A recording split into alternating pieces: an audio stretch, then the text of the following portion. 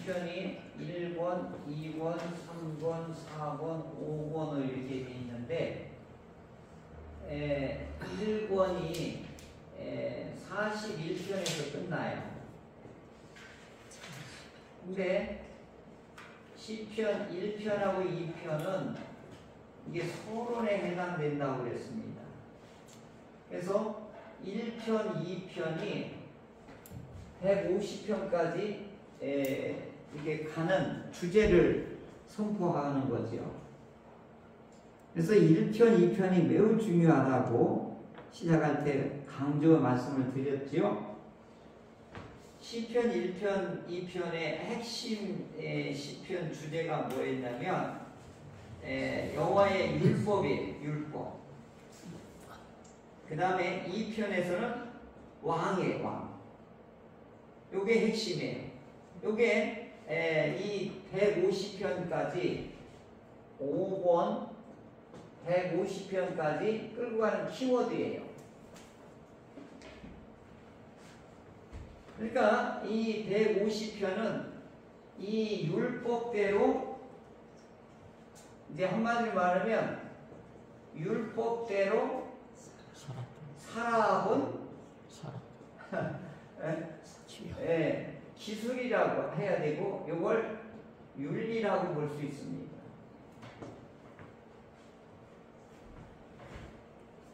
그러면 율법대로 살아보는 기술이 이게 역사적으로 약 한 1000년 정도 해당이 돼요.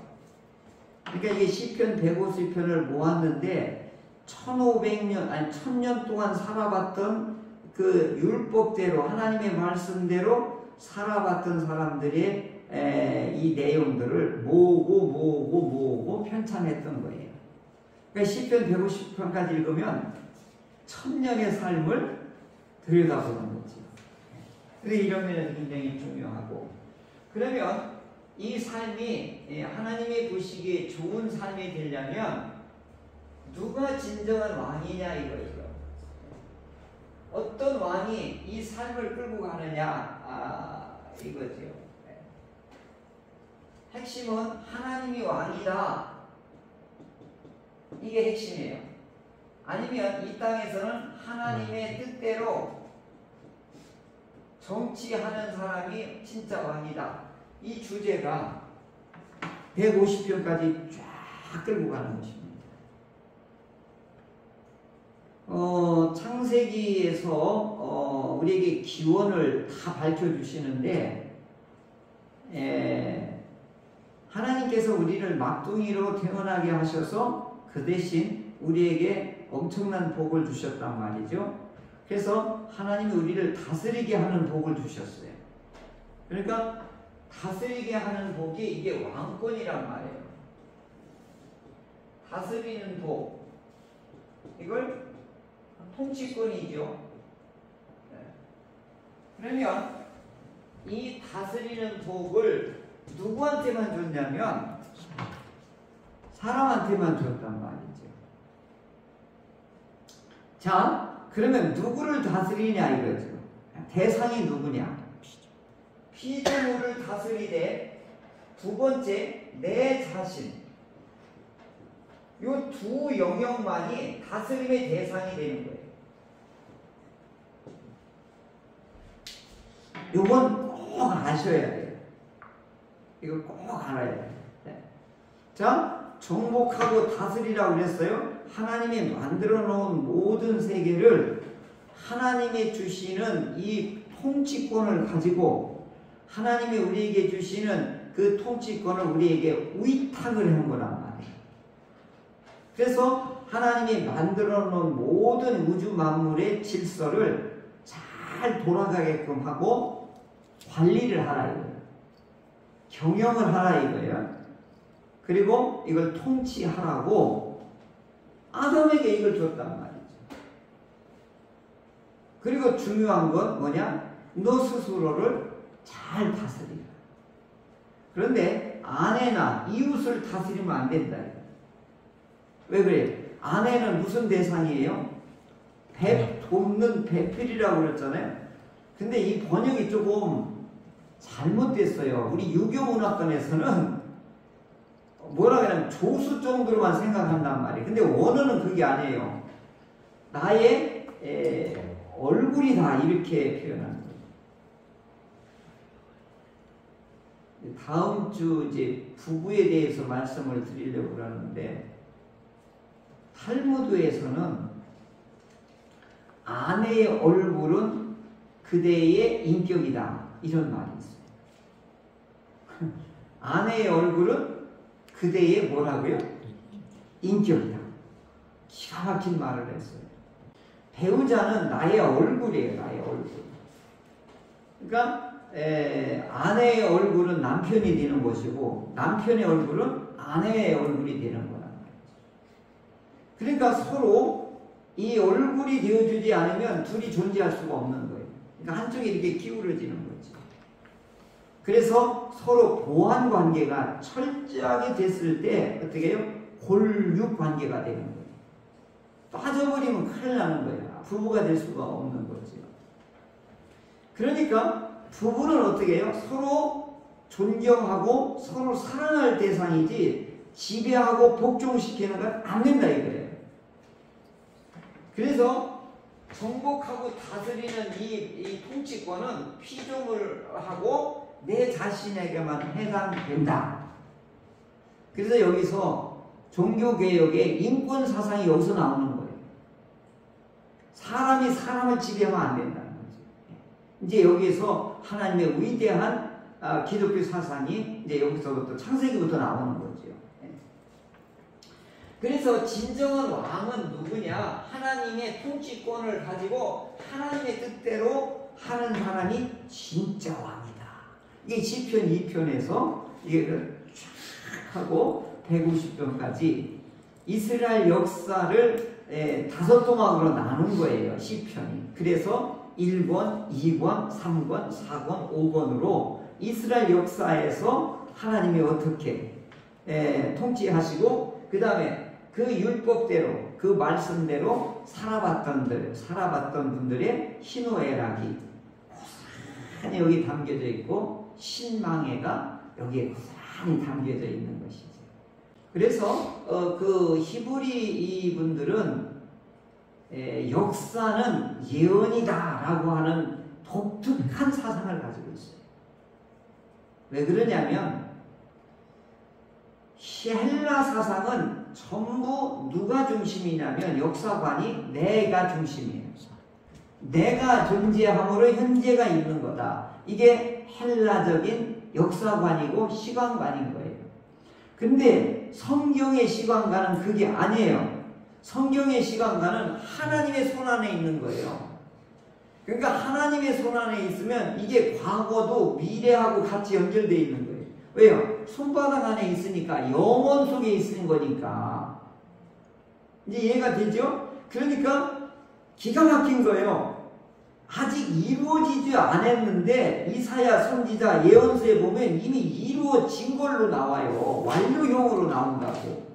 저 예수님의 십자가가 이사야 선지자가 활동할 때 보면 예수님이 오시기 전에 거의 700년 전 분이란 말이에요. 그래서 이제 580년 정도니까 한 5, 600년 전이란 말이에요. 그런데 그분이 채찍에 맞을 것이며 그렇게 되면 너희가 나을 것이다 라고 해야 맞잖아요. 근데 뭐라고 돼 있죠?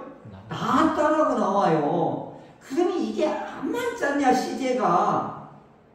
오늘 현재 과거 미래 이 시제를 우리가 어학을 공부하다 보면 문법을 공부하다 보면 시제가 안 맞아. 그럼 이게 틀렸다고 문법학자들이 얘기를 해요. 근데 이분은 하나만 알고 둘을 몰라서 그러는 거예요. 이 이스라엘 사람들이 이 시간관, 역사관을 몰라서 그렇단 말이죠. 그러니까 이스라엘 사람들의, 이 히브리 사람들의 성경적인 시대의 사람들은 시간관의 영원 속에서 과거, 현재, 미래를 보니까 이게 점 하나밖에 안 되는 거예요. 그러니까 하나님의 계획은 이미 미래에 이루어진 거예요. 하나님의 생각은 이미 과거에 이미 했지만 이미 미래에 완성이 된 거예요. 이렇게 보는 거예요. 이제 이걸 이걸 표시하기가 참 그런데 이게 하나님의 시간관이란 말이에요. 이게 영원이라고 하는 속에서 과거, 현재, 미래가 여기 있는 거고 헬라 시간관은 내가 중심이라고 해요. 나를 중심으로 해서 과거와 미래가 이와 같이 구분이 되는 시간이지. 그래서 이스라엘 사람들은 이 성경을 배열할 때 역사서가 없어요.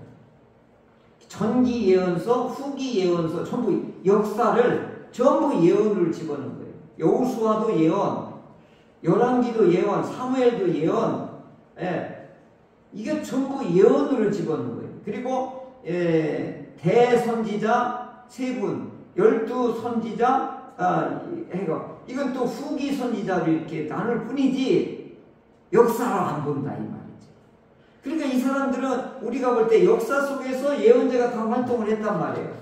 그리고 하나님께서는 여리고성을 무너뜨리고 한 것은 여호수아가 무너뜨린 게 아니에요. 다 누가 하신 거예요?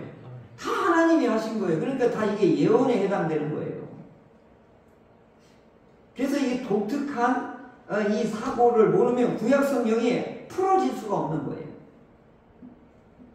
그래서 시편은 이런 5도막으로 천년의 역사를 이렇게 나누었어요. 그런데 예언서는 거기에는 이 왕들이 잘못하고 제사장들이 잘못하면 항상 예언자들은 무슨 기능을 하냐면 그 견제와 조화를 이루도록 만드는 거예요. 왕은 지나치면 안 됩니다. 이렇게 아니되옵니다. 이걸 하는 거예요. 제사장 이렇게 하셔야 됩니다. 이걸 누가 얘기해 주냐면 예언자들이 와서 얘기를 해줘요. 그럼 왕은 권세가 있잖아요. 군사력과 이 권세가 있으니까 그러니까 예언자를 다 죽인 거죠. 어디다 대고 네가 뭔데 말하나만 여호와의 이름으로 말한다 막 그렇게 하면서 이분들이 얘기해야죠. 그래서 구약 시대 때는 하나님의 통치를 잘할 수 있도록 삼권 분립을 해요. 삼권 분립.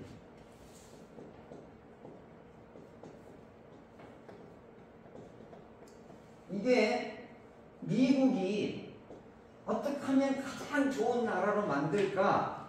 청교도들이 미국에서 신앙을 찾아서 미국에 와서 나라를 세우려고 할 때 어떤 나라를 세울까? 아주 머리를 짜내고 고민하며 기도하면서 파악해낸 게 뭐냐? 삼권 분립이에요. 그걸 어디서 찾았냐? 구약 성경에서 찾은 거예요.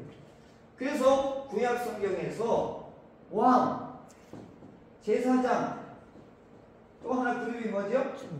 예언자. 이 세 그룹을 전부 이게 뭐예요? 독특한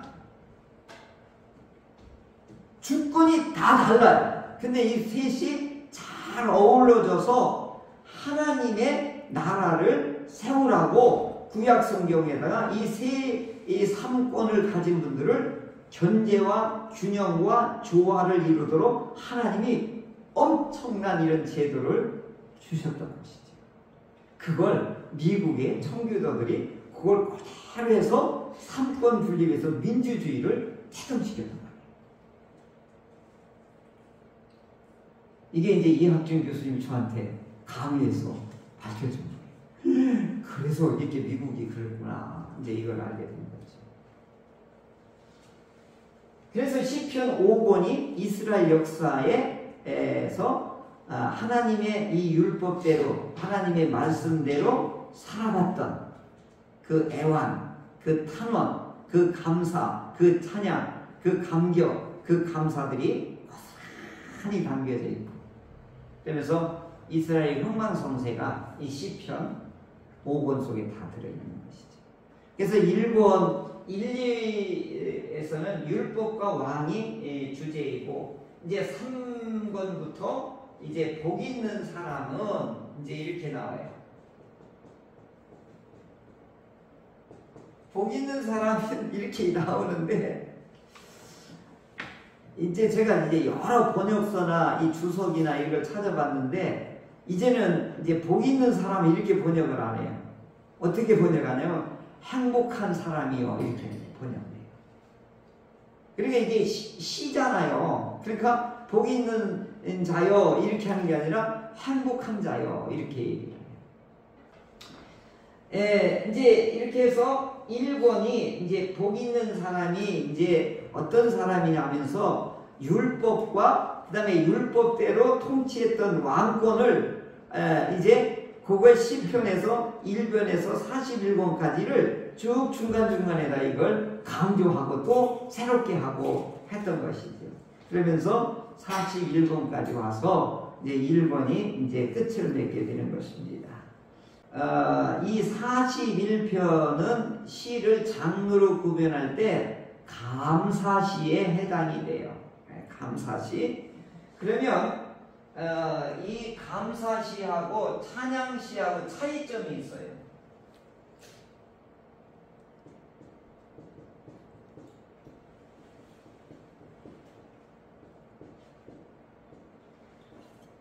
찬양시는 하나님의 일반적인 속성을 찬양하는 내용이 들어가는 거예요. 그럼 감사시는 뭐냐? 하나님의 구체적인 속성을 경험하고 체험한 거에 대해서 감사하는 내용이에요. 그러니까 좀 달라요. 찬양시는 뭐라고요? 하나님의 일반적인 속성이에요. 자비, 신실, 인애, 이제 이런 걸 하나님의 일반적인 속성이라고 그러는데, 자비는 뭐냐면 끝없는 사랑이에요. 엔드리스 러브예요. 이게 하나님의 자비라고. 하나님의 사랑은 끝이 없어요. 다함이 없어요. 그럼 신실, 하나님의 신실은 뭐냐? 저는 이 번역이 너무너무 좋아요. 요즘 그래서 계속 쓰는 말인데, 견고한 사랑이에요. 신실이 뭐라고요? 신실을 너무 어려워요. 유교적인 명사로 했기 때문에. 견고한 사랑이라고 하면 변함이 없고 또 뭐예요? 변덕이 없고 또 배반이 없고 한 번 하면 뭐예요? 끝까지 가는 거란 말이에요. 그러니까 견고한 사랑이라는 번역이 너무너무 와닿는 거예요. 그러니까 하나님은 우리에 대해서 견고한 사랑을 갖고 있는 거예요. 그러니까 이거 얼마나 눈이 번쩍번쩍 하냐고요. 하나님이 나에 대해서는 못되든 잘못되든 뭐 귀엽든 뭐 조금 부족하든 간에 하나님은 여전하단 말이에요. 이것만 우리가 알아도 하나님의 찬양이 절로 되는 거예요. 그리고 인애는 뭐예요? 넓은 사랑이에요. 넓은 폭이 넓은 사랑.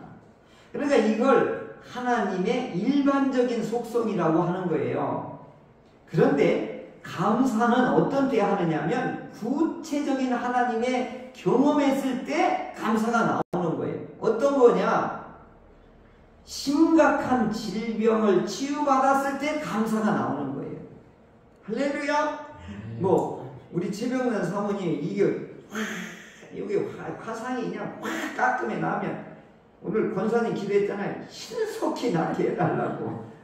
이거 경험할 때 뭐가 나오는 거예요? 하나님 앞에 감사가 나오는 거예요. 감사 헌금을 하지 말라고 해도 막 하고 싶은 거예요. 또 어떤 때냐? 내가 용서받은 사람으로서 의인으로 인정을 받을 때, 왜 오늘 아버지의 아버지는 어떤 사람이냐 할 때 아들과 딸들이 다른 사람으로부터 칭찬을 받든가 인정을 받을 때 아버지는 이제 좋아하신다고 이제 그런 말처럼 내가 의로운 사람으로 인정을 받을 때 이때 감사가 나오는 거죠. 아, 목사님은 정말 좋으신 분이야 라고 할 때 살맛이 나는 거예요. 아, 집사님은 정말 없어서는 안 돼. 막 이런 의로운 사람으로 인정받을 때. 그리고 교통사고의 위험에서 극적으로 살아났을 때. 제가 병원 당직을 하는데 이제 밤 한 11시면 이제 숙직실로 들어가야 되는데 앞에 당직자가 에프킬라 있잖아요. 그 여름인데 그 테레비 위에다 놓고 이게 쭉 뿌리고 테레비를 켜놓고 그걸 그 위에다 놓았는데 이게 하루 종일 옛날 테레비는 막 이게 열이 나잖아요. 그래서 이제 내가 들어가려고 하는데 이게 팡 하고 터져버린 거예요. 그러니까 병원에 있는 모든 유리창이 박살나고 환자들 침대에서 막혀 나오고 거기에 터지면서 불이 붙어가지고 안에 있는 내 옷이고 뭐고 이불이고 뭐고 불 나가지고 막 그 내가 거기 들어가서 봐요. 여러분 못 봤지요? 군대에 있을 때 또 이게 바깥으로 사역을 떼짱 사역을 하는데 내가 쫄병이라고 병장들이 다 너는 빠졌나 여기 군대 지켜.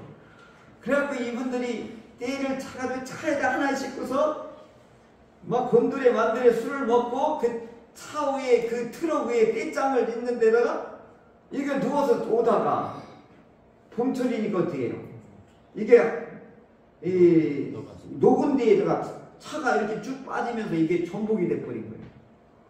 그래서 그 떼짱 위에 살던 병장들이 떼짱 속에 전부 깔려버린 거예요. 그래서 다 죽을 뻔했어요. 그래서 내가 하나님 감사합니다. 병장이 내 대신 떼짱에 깔려가지고 나를 살았다고. 나중에 이제 저 화장실 가서 하나님 감사합니다. 이제 그렇게 했거든요. 그러니까 오늘 우리들이 감사가 이런 이제 위험으로부터 심각한 질병으로부터 아니면 어떤 사건 사고로부터 이런 일을 구체적으로 경험할 때 어떻게 돼요? 이때 나오는 하나님에 대한 구체적인 속성에 대해서 어떻게 그 내용을 하나님 앞에 이렇게 하는 걸 이걸 감사시라고 하는 거죠. 그러니까 오늘 우리 모두들은 다 이런 경험이 있을 것입니다. 그래서 오늘 이 시는 감사시에 해당이 돼요.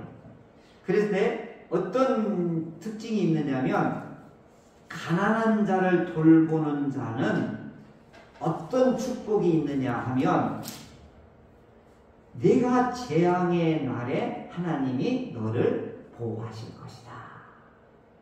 오늘 하나님이 기뻐하는 금식은 어떤 사람이라고 그랬어요? 가난하고 연약한 자를 돌보는 그것이 하나님께 기뻐하는 금식이다 라고 오늘 주신 말씀하고 여기 너무 똑같은 거예요. 그리고 이런 사람들은 가난한 자가 연약한 자를 돌보는 이 사람들은 약자를 품는 보살피는 이 삶을 하나님은 의로운 삶이라고 보는 거예요. 그래서 그런 사람을 하나님이 지키고 땅에서 하나님께서 복을 주신다라고 하는 것을 다윗이 이걸 아는 거예요. 아멘. 제가 느낀 게 뭐냐면 가난하고 연약한 자를 살피고 보살피는 것이 이게 복받는 비결입니다. 근데 우리는 약육강식이에요. 애굽의 사상은 뭐냐면 세상의 사고는 뭐냐면 강한 자가 약한 자를 짓밟는 것이 이게 사단의 사상이고 하나님의 사상은 뭐예요? 약한 자를 돌볼 때 이게 하나님의 보호와 하나님의 축복을 받는 비결인 거예요. 왜냐하면 아버지의 마음이 이거거든요. 그러니까 아버지의 마음이 아버지 기뻐하는 일에 동참할 때 하나님이 우리를 재앙해서 위험해서 이 땅에서 하나님께서 복을 주신다. 이걸 다윗이 여기서 밝히고 있는 것입니다. 그래서 오늘 우리 그리스도인이라고 하면 첫째 약한 자, 가난한 자, 못난 자 여기에 집중할 수 있어요. 근데 사람들은 돈 있고 똑똑하고 그 사람한테 뭔가 좀 내가 빌붙어야 도움이 받을 거라고 생각하잖아요. 이건 하나님하고 완전 반대인 거예요. 하나님의 도움을 받으려면 약자에 대해서 가난한 자에 대해서 장애자에 대해서 이들에게 관심을 갖고 그를 품는 자에게 하나님이 지켜주신다. 이 원리가 여기에 있는 거예요. 성경에 있는 거예요. 이게 참 신기한 거예요.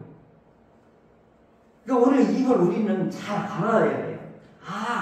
우리는 약한 자, 가난한 자, 연약한 자, 좀 비뚤어진 자 여기에 관심을 가져야 돼요.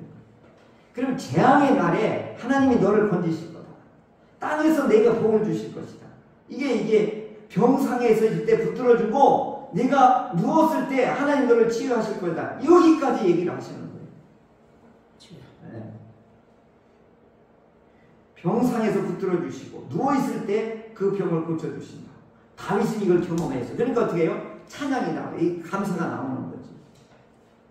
그런데 원수가 내가 누웠을 때 수군거리고 병들었을 때 와서 병문안 하면서 뒤에 와서 이렇게 얘기를 하는 거예요. 아이고, 뭔가 잘못해서 이렇게 저는 수군거리며 나의 아픔을, 나의 병든 것을 또 도리어 뭐예요? 욕을 하고 수군거리고 너 죽기만 해봐라. 내가 차지하리라. 이렇게 악담을 한다는 거예요. 대적자가. 이선식 집사님, 내가 병원 매일 신방할 때 절대로 다른 사람 신방 오지 말라고. 신방 와가지고 아이고 안타깝다. 저 현관에 가서 아이고 이 집사님 뭐 하면서 악담을 하고 가는 거예요. 이게 다 들리잖아요. 그러면 애써서 기도하고 나오면 집사님 또 절망에 빠지는 거예요. 그 악담을 듣고 하고자 그랬죠. 걔네 면회사절이라고 했어요. 나 외에는 절대 하지 마라. 내가 이제 그 얘기를 들으면서 다윗이 지금 아플 때 이렇게 하는 거예요. 요놈들이. 친구들이 밥 먹고 같이 막 다윗이 잘 나갈 때 막 호영호제 하던 놈이 다윗이 병드니까 어떻게 해요? 요 짓을 하는 거예요.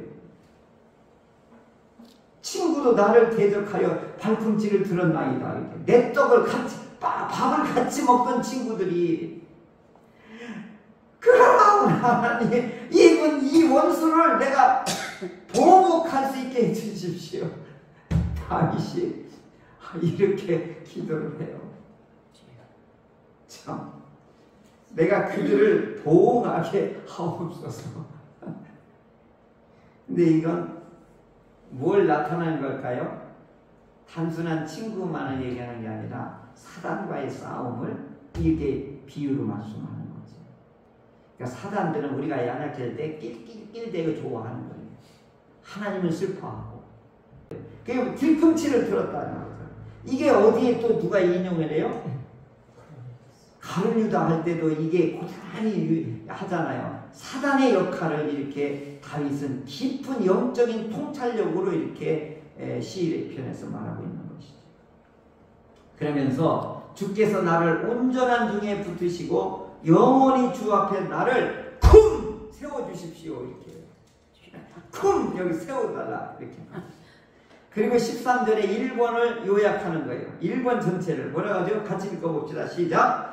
이스라엘 하나님 여호와를 영원부터 영원까지 송축할지로다. 아멘. 아멘. 왜 두 번 하죠? 히브리어는 세상 비교급이 없어요. 두 번 하면 뭐예요? 다 강조를 하는 거죠. 이게 뭐예요? 영원부터 영원까지 이 시간을 알 수가 있죠. 과거나 현재나 미래나 현재나 과거나 하나님과는 똑같다. 그러므로 우리는 하나님을 영원히 찬양할 것이다. 이렇게 하면서 1권이 역사적으로 한 대목이 이제 끝나는 것입니다. 자, 오늘 이 41편에서 중요한 게 뭐냐? 가난한 자를 보살피는 자에게 복이 있다. 왜 그래요? 하나님은 이와 같이 누구한테 관심이 많냐? 이와 같이 연약한 자에게 관심이 있다라는 사실입니다.